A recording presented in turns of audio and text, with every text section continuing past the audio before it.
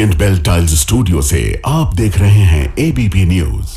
नमस्कार, very good morning. बहुत स्वागत है आप सभी का। आप देख रहे हैं एबीपी न्यूज। मैं हूं आपके साथ दीपा बाफिला। सुबह के 6 बज गए हैं। वक्त है एबीपी रिपोर्ट आपको दिखाने का और शुरुआत बड़ी खबर के साथ हम कर रहे हैं। भारत और अमेरिका के बीच बढ़ते तनाव के बीच विदेश मंत्री एस जयशंकर और अमेरिकी विदेश मंत्री मार्को रूबियो ने सोमवार को न्यूयॉर्क में मुलाकात की है। ये मुलाकात अमेरिकी राष्ट्रपति डोनाल्ड ट्रंप के H-1B वीजा पर जो शुल्क बढ़ाया गया है उसकी घोषणा के कुछ दिनों के बाद हुई है।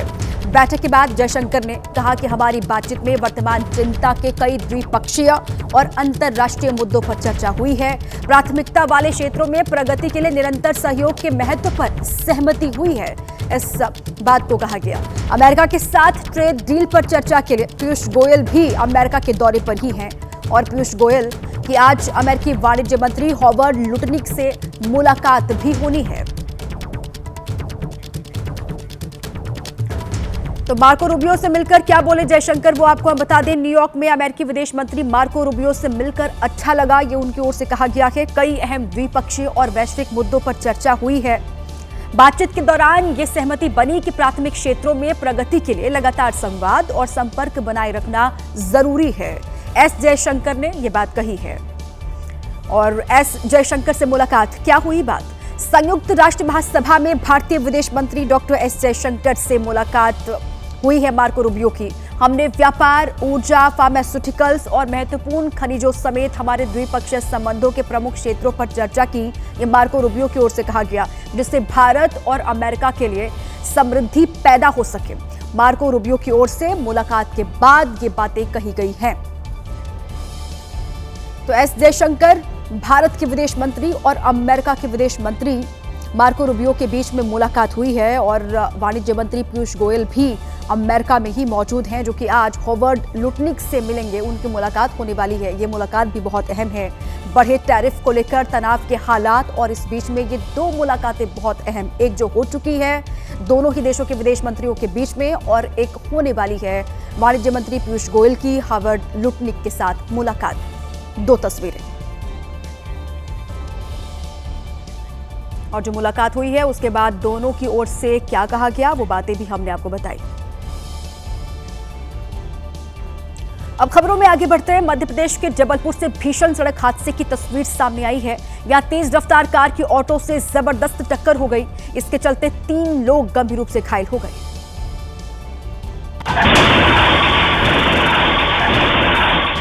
ऑटो सड़क पर आया और तभी जोरदार टक्कर हो गई। कार की टक्कर में ऑटो पूरा घूम गया और उसमें बैठा युवक सड़क पर जा गिरा।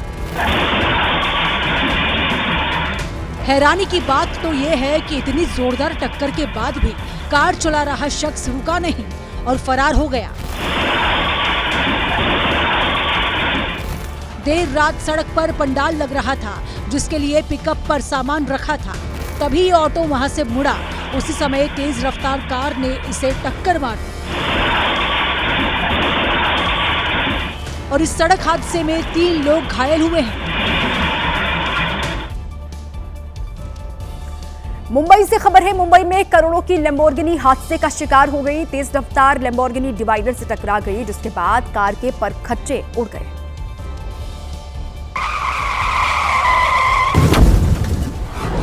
रफ्तार का कहर मुंबई के कोस्टल रोड पर दिखा। भगवा रंग की लैम्बोर्गिनी के ड्राइवर ने कोस्टल रोड को रेसिंग ट्रैक बना लिया। ड्राइवर ने इतने खतरनाक तरीके से लैम्बोर्गिनी दौड़ाई कि लैम्बोर्गिनी डिवाइडर से टकराकर कई बार घूम गई।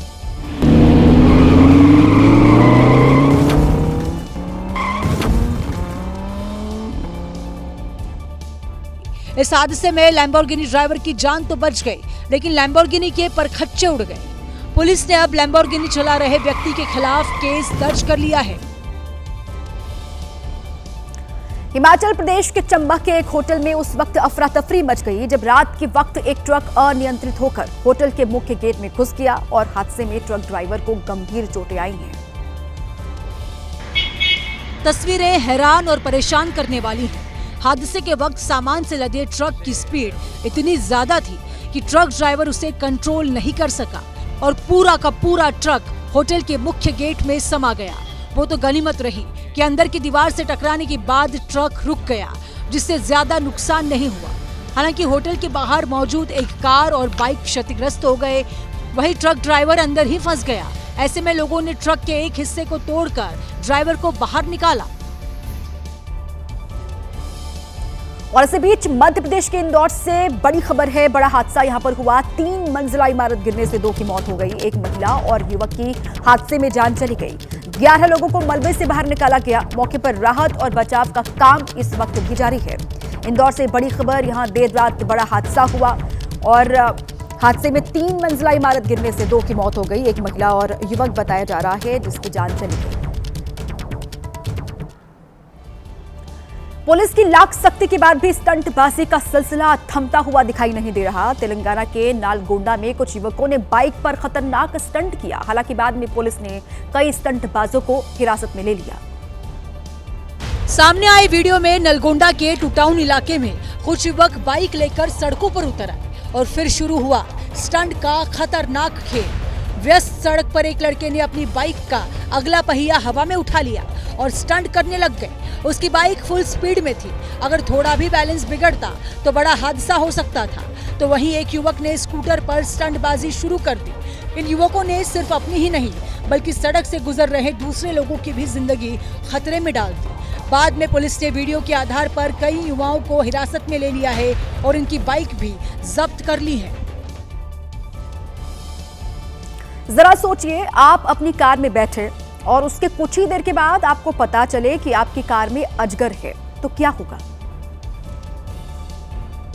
कुछ ऐसा ही हुआ यूपी के बाराबांकी में रहने वाले नागेंद्र प्रताप सिंह के साथ। कार में दिक्कत शुरू होने के बाद जब नागेंद्र ने बोनट खोला तो 7 फीट लंबा अजगर उसके अंदर बैठा हुआ था। इस अजगर को देखने के बाद इस शख्स का क्या हाल हुआ वो आप आसानी से समझ सकते हैं। गाड़ी स्टार्ट किया, मैं कार्यक्रम में निजी कार्यक्रम में जा रहा था तो स्टार्ट किया तो गाड़ी में वाइब्रेशन हुआ।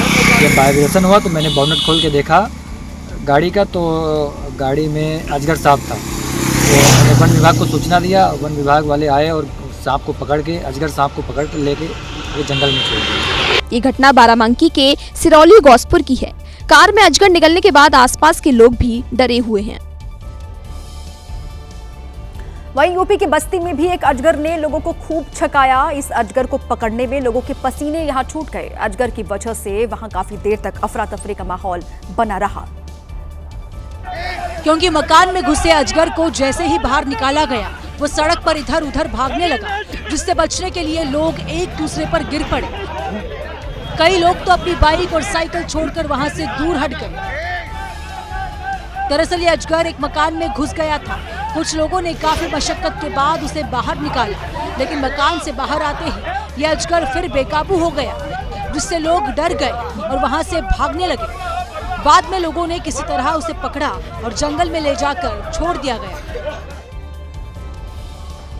और इस वक्त की बड़ी खबर आपको हम बता दें, समाजवादी पार्टी महासचिव आजम खान आज जेल से छूटेंगे। सुबह 7 बजे के बाद हो सकती है आजम खान की रिहाई जेल से। सीतापुर जेल से जमानत पर बाहर आएंगे आजम खान। 23 महीनों से जेल में बंद हैं आजम और आज उनकी रिहाई होने वाली है। बड़ी खबर इस वक्त आपको हम दे रहे हैं। सुबह 7 बजे के बाद उनकी रिहाई जेल से हो सकती है और सीतापुर जेल में ही वो बंद हैं। जमानत पर अब बाहर आने वाले हैं आजम खान। 23 महीनों का वक्त जब से वो लगातार जेल में ही बंद हैं, तो आजम की रिहाई होनी है। जेल गए और उसके बाद रिहाई देखिए 18 अक्टूबर 2023 को जेल गए, रिहाई आज हो रही है। 1 साल 11 महीने 4 दिन का वक्त आजम खान ने जेल में बिताए हैं और आज उनकी रिहाई होनी है। 7 बजे के बाद उनकी रिहाई हो सकती है, कहा यह जा रहा है। इस बड़ी खबर पर लगातार रहेगी नजर। आगे बढ़ते हैं, ओडिशा से खबर है। ओडिशा की राजधानी भुवनेश्वर में जंगली हाथियों का आतंक बढ़ता ही जा रहा है। भुवनेश्वर की इंफो सिटी में 2 हाथी रिहायशी इलाके में पहुंच गए और जमकर उत्पात मचाया। हाथियों को देखकर बुजुर्ग महिला भागी और जैसे तैसे अपनी जान बचाई। कुछ सेकंड में जंगली हाथी कॉलोनी में दाखिल हो गए।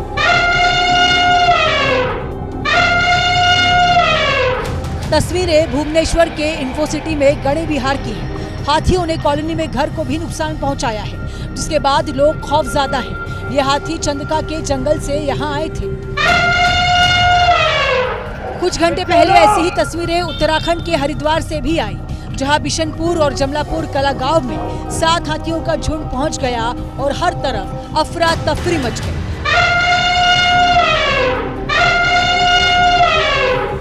हाथियों के इलाके में आने से दहशत का माहौल है। लोग घरों से निकलने में घबरा रहे हैं। खबरें कि हाथियों ने खेतों में फसलों को भी नुकसान पहुंचाया है।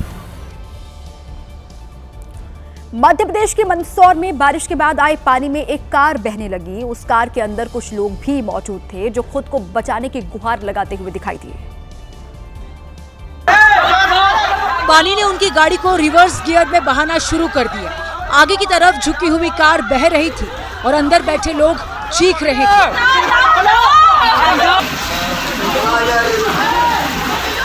आखिरकार जब एक जगह कार रुकी तो आसपास के लोग रेस्क्यू के लिए दौड़े। सबसे पहले कार को पकड़कर अंदर बैठे लोगों को खिड़की और दरवाजा खोलकर एक एक कर बाहर निकाला गया।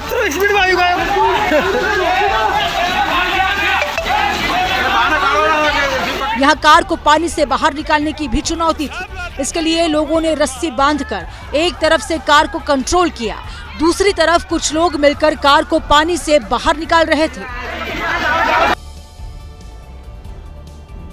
यूपी से बड़ी खबर है। यूपी के गजरौला में गैस रिसाव हुआ के वेस्ट क्रॉप कंपनी में गैस रिसाव हुआ और गैस रिसाव से पूरे इलाके में धुंध छा गई। गैस रिसाव होने से सांस लेने में लोगों को मुश्किल यहां पर हो रही है। यूपी के गजरौला से बड़ी खबर है, जहां पर गैस रिसाव हुआ के वेस्ट क्रॉप कंपनी बताई जा रही है, जहां पर ये गैस रिसाव हुआ है और इस गैस रिसाव की वजह से पूरे इलाके में धुंध छाई हुई है। ये देखिए आप, और इसकी वजह से अब लोगों को सांस लेने में दिक्कत वहां पर हो रही है। अब कैसे ये गैस का रिसाव हुआ, इसके बारे में और जानकारी जुटाई जाएगी। बहरहाल वहां पर धुंध छाई है, जिससे लोगों को परेशानी का सामना करना पड़ रहा है। मध्य प्रदेश के देवास जिले में अनोखी तस्वीर देखने के लिए मिली है। यहां नर्मदा नदी के घाट पर एक मेला लगा है और इस मेले में दूर दूर से श्रद्धालु पहुंचे हैं।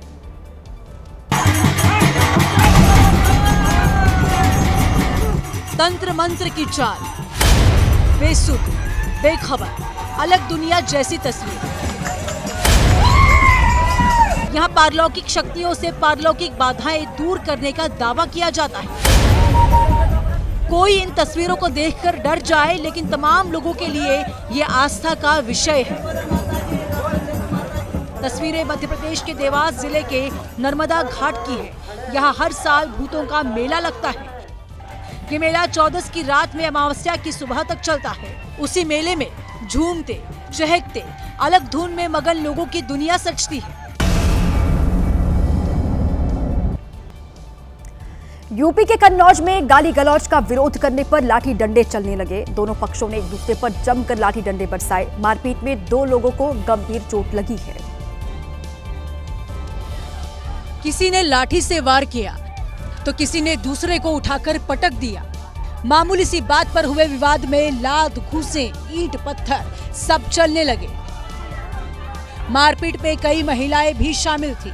वहीं हैरानी की बात यह है कि गली में काफी देर तक मारपीट और हंगामा होता रहा, लेकिन आसपास मौजूद लोगों ने विवाद शांत कराने की कोशिश नहीं की। फिलहाल इस मामले में एक पक्ष ने पुलिस में शिकायत दर्ज कराई है। वहीं घटना का वीडियो सोशल मीडिया पर वायरल हो रहा है।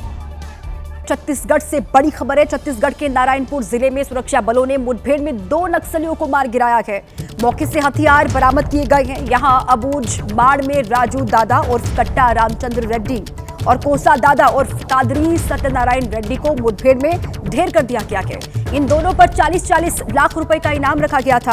अबूझ माड़ में नक्सलियों ने सुरक्षा बलों पर गोलीबारी शुरू कर दी, जिसके बाद सुरक्षा बलों ने भी जवाबी कार्रवाई की और 2 नक्सली ढेर हो गए। बड़ी खबर आपको हम बता दें, धीरेन्द्र शास्त्री का गरबा पंडालों को लेकर बड़ा बयान सामने आया है। हिंदू हज नहीं जाते तो मुस्लिमों को गरबा में नहीं आना चाहिए, ये उनकी ओर से कहा गया। पंडालों के दरवाजे पर गौमूत्र रखना चाहिए, धीरेन्द्र शास्त्री की ओर से ये कहा गया है। गरबा पंडालों को लेकर उनका ये बड़ा बयान। हिंदू हज नहीं जाते हैं तो फिर मुस्लिमों को भी गरबा में नहीं आना चाहिए, ये उन्होंने कहा है। और साथ ही उन्होंने ये कहा कि जो गरबा पंडाल होते हैं उनके दरवाजों पर गौमूत्र रखना चाहिए। जब सनातन हिंदू विचारधारा के लोग हज यात्रा में नहीं जाते हैं तो उनके लोगों को भी जो है गरबा में नहीं आना चाहिए और गरबा के मुख्य दरवाजे पर गौमूत्र रखना चाहिए। उत्तराखंड के काशीपुर में माहौल अचानक से बिगड़ गया। सैकड़ों लोगों ने बिना अनुमति आई लव मोहम्मद जुलूस निकाला और जैसे जैसे लोग इकट्ठा हुए भीड़ बेकाबू होती चली गई।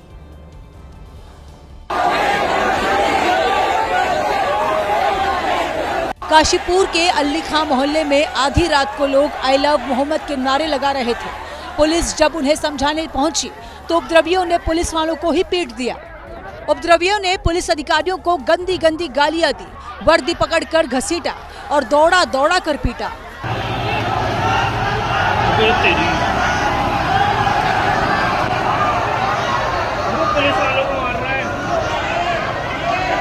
भयंकर हंगामे की सूचना मिलते ही डायल 112 की गाड़ी पहुंची, लेकिन उपद्रवियों ने पुलिस की जीप पर भी हमला किया। किसी ने पुलिस की जीप के ऊपर चढ़ने की कोशिश की तो दर्जनों लोग पत्थर लेकर गाड़ी तोड़ने पहुंचे। उपद्रवी आई लव मोहम्मद जुलूस के नाम पर जमकर बवाल काट रहे। बवाल इतना बढ़ गया कि उपद्रवियों को काबू करने के लिए कई थानों की फोर्स बुलानी पड़ गई। सीओ दीपक सिंह के नेतृत्व में अतिरिक्त पुलिस बल पहुंचा और भीड़ को तितर बितर कर दिया। आधी रात को ही पुलिस ने अली खां मोहल्ले का चप्पा चप्पा छाना ताकि दोबारा हालात ना बिगड़े। पुलिस ने बताया कि नदीम अख्तर नाम के शख्स ने कानपुर की तर्ज पर बवाल की स्क्रिप्ट लिखी, लेकिन अब जो लोग बवाल में शामिल थे उन्हें बख्शा नहीं जाएगा। जो लोग भी इस घटना में इन्वॉल्व थे, चाहे वो स्वयं द्वारा चाहे इसके मकाओं में आकर के, उनको हम आइडेंटिफाई कर रहे हैं। जिन लोगों ने पुलिस कर्मियों से हाथापाई की थी, पुलिस ने उनकी पहचान कर ली है और पुलिस अब उपद्रवियों की गिरफ्तारी के लिए दबिश दे रहे हैं।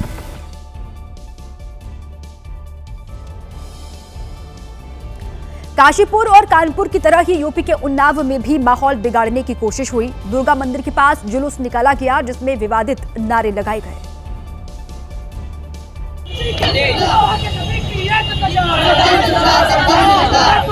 मुस्लिम समुदाय के युवकों ने आई लव मोहम्मद वाले बैनर पोस्टर लेकर जुलूस निकाला और सिर तन से जुदा के नारे लगाए।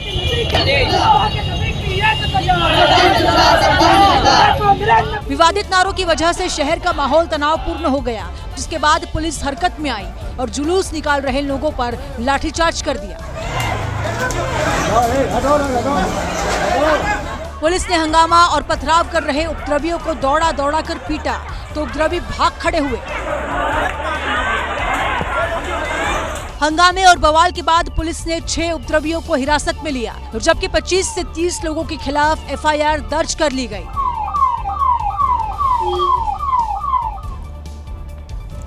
यूपी के बस्ती में लोगों ने चोर होने के शक में एक संदिग्ध को पकड़ लिया और उसकी जमकर पिटाई कर दी। ये तब हुआ जब रमापुर गांव में चोरों के आने की अफवाह फैल गई, जिसके बाद लोग आक्रोशित हो गए।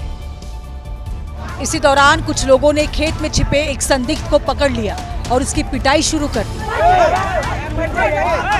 कुछ लोग उस पर लात घूंसे बरसा रहे थे तो वहीं कुछ लोग उसे डंडों से पीट रहे थे।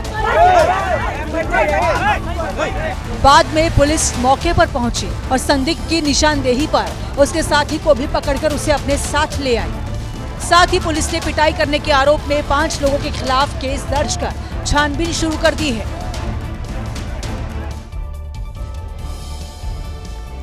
मुंबई के वीपी रोड पुलिस स्टेशन में शिकायतकर्ता और पुलिस वाले एक दूसरे से भिड़ गए। शिकायतकर्ता ने पुलिस पर कार्रवाई नहीं करने का आरोप लगाया, जिसके बाद महिला उप निरीक्षक भड़क गई। महिला उप निरीक्षक दुर्गा खरडे ने अपनी वर्दी में लगी नेम प्लेट उतारी और शिकायतकर्ता को फेंक कर मारी।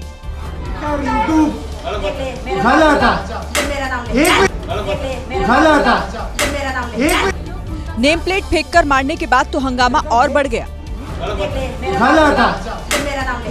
अगर वो पॉइंटेड चीज अगर इनकी आंख में लग जाता, इनकी आंख फूट जाती, तो इसके लिए मुंबई पुलिस ही जिम्मेदार होती। विवाद 2 पक्षों के बीच पैसों के लेन देन को लेकर था। पुलिस दोनों पक्षों को थाने लेकर आई थी, जहां योगेश करांडे नाम का शख्स वीडियो बनाकर पुलिस पर पैसे दिलाने का दबाव बनाने लगा, जिससे गुस्साई महिला उप निरीक्षक ने अपने नेम प्लेट उतारा और फेंक कर मारा।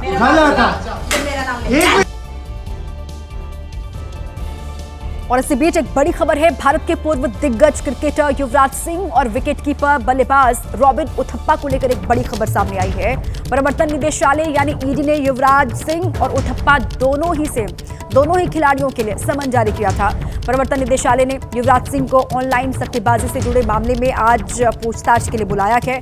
गैर कानूनी ऑनलाइन सट्टेबाजी ऐप से जुड़े मनी लॉन्ड्रिंग मामले में प्रवर्तन निदेशालय ने पूर्व भारतीय क्रिकेटर रॉबिन उथप्पा से सोमवार को पूछताछ की गई और इसी मामले में कल अभिनेता सोनू सूद को भी पूछताछ के लिए समन भेजा गया है। ईडी ने आज युवराज सिंह को पूछताछ के लिए बुलाया गया। कल रॉबिन उथप्पा से पूछताछ हुई है। तकरीबन 8 घंटे की ये पूछताछ रही कल की रॉबिन उथप्पा से, और आज युवराज सिंह से पूछताछ होनी है और साथ ही सोनू सूद को भी ईडी का समन गया है। यूपी के आगरा से हैरान कर देने वाला एक मामला सामने आया। आरोप है कि वहां एक शख्स ने रेस्टोरेंट के बाहर अपने दोस्त के साथ खड़ी एक युवती पर साथ चलने का दबाव डाला और जब उस लड़की ने इसका विरोध किया तो उस शख्स ने पिस्तौल निकाल ली और उसे धमकाने लगा। बंदूक ले गई, बंदूक ले गई, टॉर्चर कर रहा है और मेरे से बोला इसने 5000। आरोपी ने लड़की को साथ चलने के लिए 5000 रुपए की पेशकश की। इतना ही नहीं, उसने लड़की का सरेआम हाथ पकड़ लिया और खींच कर ले जाने लगा। हालांकि वहां मौजूद कुछ लोगों ने उसकी हरकत देखकर विरोध किया। हाथ मत लगा, दूर हट, पहले दूर से बात कर, दूर से बात कर। लेकिन विरोध के बाद उसने पिस्तौल निकाल ली और दिखाकर डराने लग गया। बंदूक ले गई, बंदूक ले गई, टॉर्चर कर रहा है और मेरे से बोला इसने 5000। कुछ देर बाद पुलिस पहुंची और आरोपी को थाने में ले गए।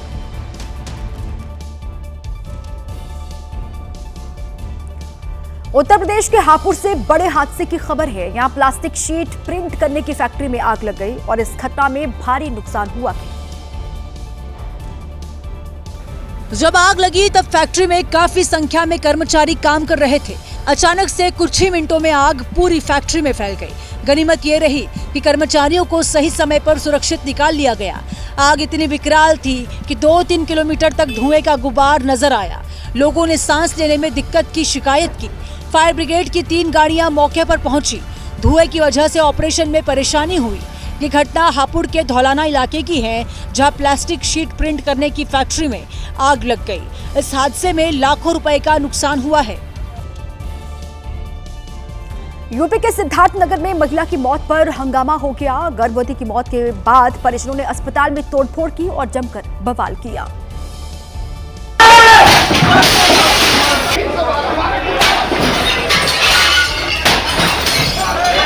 आरके सेवा आश्रम हॉस्पिटल की किसी ने कुर्सियां तोड़ी, किसी ने पत्थर मारकर शीशे तोड़ दिए। लोगों को अस्पताल में जो कुछ मिला उसे तहस नहस कर डाला। परिवार वालों का आरोप है कि डिलीवरी के दौरान महिला की मौत हो गई थी, लेकिन डॉक्टरों ने ये जानकारी छिपाई और ऑक्सीजन लगाकर महिला को गोरखपुर रेफर कर दिया।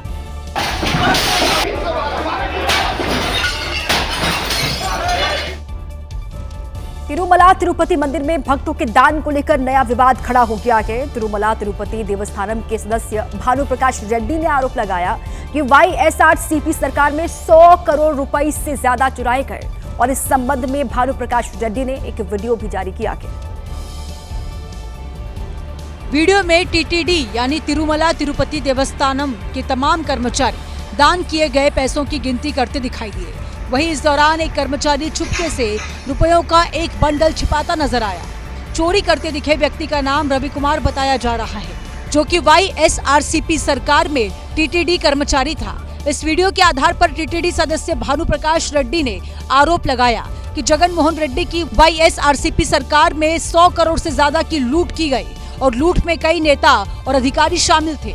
भानु प्रकाश रेड्डी ने बताया कि इस संबंध में हाईकोर्ट में केस दाखिल किया गया है और हाईकोर्ट ने CID को जांच सौंपी है और कोर्ट ने 1 महीने में सीलबंद रिपोर्ट सौंपने को कहा है। GST की नई दरें लागू हो गई हैं, लेकिन सवाल यह है कि क्या वाकई में इसका पालन शुरू हो गया है? इसी सवाल का जवाब जानने के लिए ABP न्यूज की टीम देश भर की छोटी बड़ी दुकानों में गई। हमने दुकानदारों से बात की तो पता चला कि हर जगह GST कम होने का फायदा नहीं मिल रहा है। अधिकतर दुकानदार पुराने स्टॉक की बात कहते हुए अभी भी महंगा सामान ही बेच रहे हैं। दुकानदारों से जब GST से सस्ते होने वाले सामानों पर हमने सवाल पूछा तो उन्होंने इसके लिए इंतजार करने को कहा। GST कम किया है ना, अभी तो हुआ नहीं ना, पहले क्या है, जीएसटी आज ही तो कम हुआ है। अच्छा, 1 तारीख से दूध आएगा, ये नेक्स्ट प्रोडक्शन आएगा जब ये जीएसटी कम आएगा। मुंबई के साथ दिल्ली के जनरल स्टोर्स की कहानी भी वही है। तो हम अभी तो पुरानी रेट पर आया रहा, तो हमें कैसे सस्ता दे सकता हूँ? अभी जो भी आएगा अगला रेट तो मैं सस्ते में दे सकता हूँ। अभी तो जो अभी 22 तारीख को आया है तो अभी वही रेट है, पुरानी वाली रेट है। सस्ती दरों के बावजूद महंगा सामान खरीदने वाली जनता भी दुकानदारों पर तंज कसती दिखी। जो बढ़ गया तो बढ़ा देते सर, और घट गया तो घटा नहीं, पुराने स्टॉक है। इधर सस्ती दवाइयों के दावे पर भी सवाल उठे। मुंबई में जीएसटी पर कंफ्यूजन की वजह से कई दुकानदार महंगी दवाइयां ही दे रहे हैं। कुछ पता ही नहीं है, मतलब अभी तक कोई क्लैरिटी नहीं है। अरे इसको प्रोडक्ट को क्या कैसे करना है। जीएसटी की नई दरें आज से लागू हो गई, लेकिन इसका पालन हर जगह नहीं हो रहा है।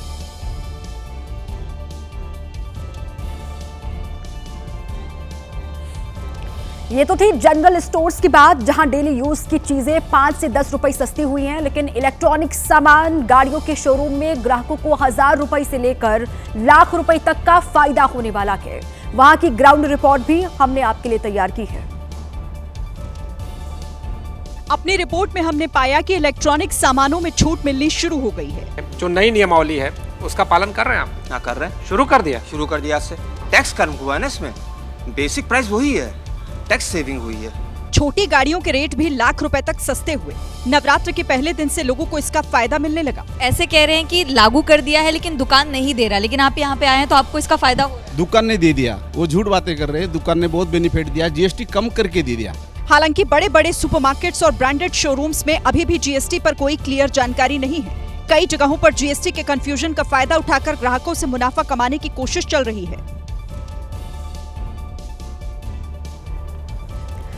इधर सरकार ने यह भी ऐलान किया था कि रेलवे में मिलने वाली पानी की बोतल का रेट भी 1 रुपए सस्ता हो गया है, लेकिन इसके लिए भी यात्रियों को इंतजार करना पड़ रहा है। वेंडर्स का कहना है कि उन्हें नए रेट पर कोई आधिकारिक आदेश नहीं मिला है। अभी 14 का नहीं हुआ, अभी तो 15 वाला ही आ रहा, देख लो आपके सामने। 14 वाला कब आएगा? 14 वाले की सप्लाई आएगी, आज देखो। सर 15 रुपए को बेच रहे हैं। अभी मेरे पास कोई रेलवे की तरफ से रेट का नहीं हुआ है कि कितना घटा कितना बढ़ा।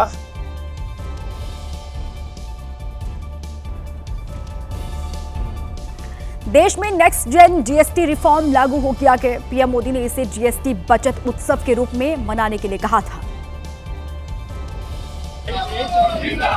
यूपी के सीएम योगी आदित्यनाथ गोरखपुर में थे।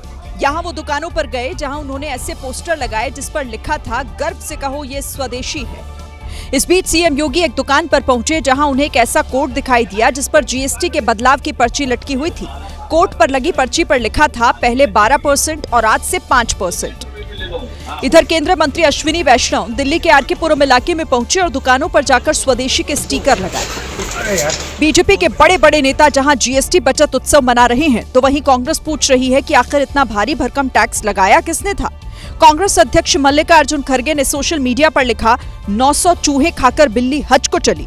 खड़गे ने कहा कि मोदी सरकार ने 8 साल में 55 लाख करोड़ रुपए से ज्यादा की वसूली की है। इसके लिए सरकार को जनता से माफी मांगनी चाहिए।